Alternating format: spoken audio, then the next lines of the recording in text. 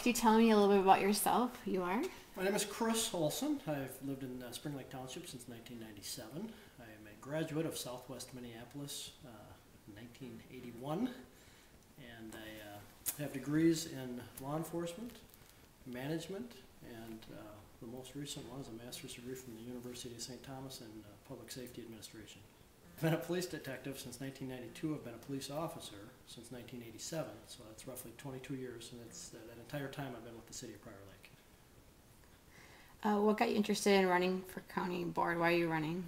At this juncture in my life, people evolve and go through changes, and I obviously enjoy being a public servant, if you will, and I want to try putting a little different perspective on that, and instead of being frustrated and angry, I thought I would go out and see if I can make some sort of appreciable, favorable difference in the role as a commissioner. And I'm a middle-class person, and my wife is a middle-class person, and we're experiencing the same struggles that 80%, 90% of America is experiencing. And I'm solution-driven, so I'm going to try to make a positive contribution to this from a government perspective, as opposed to a police officer. So this may be a transition in my life. What do you think are the top challenges facing Scott County, and how should they be addressed? The top challenge facing the county is having to do with revenues or lack of revenues. And the revenue stream is either going to be stagnant or it's going to continue to decrease based on what we're seeing economically, nationally, and in fact, probably globally. So we are a symptom of a bigger problem here. The county, of all the 7 counties in the metro, this is probably one of the finer counties, in my opinion, to live in.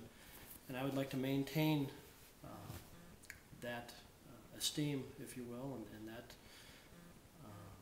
we need to, quite honestly, figure out ways to continue to provide the same level of service with revenues either stagnant or decreasing.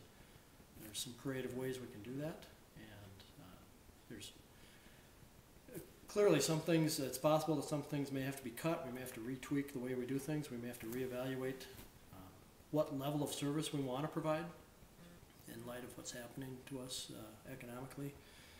But there's also a lot of ways, there's a lot of creative ideas out there that I think if we start exploring them and researching whether or not they're feasible, working with other counties, all the entities within the county working collaboratively, as opposed to independently. Are there ways we can save money? And you know, listen to the public, quite honestly. I've been knocking on doors for the better part of 4 or 5 weeks, and it's a little sad that many people don't know what your commissioners do, and there's a handful of people out there with really good ideas that either due to the fact that they're lethargic or can't take it anymore or whatever, they haven't communicated that beyond the idea in their head. So I'd like to see more involvement with the citizens with respect to their government, and one of my goals would be to have less people ask that question, what does a commissioner do? And get more involvement, because this is their government, quite honestly, and their commissioners and their council people, and that is the form of government that they're going to have the most amount of influence on. And it's somewhat disappointing, but it gives me an objective to shoot for, if I'm fortunate enough to get elected, is to bridge that connection between the citizens and government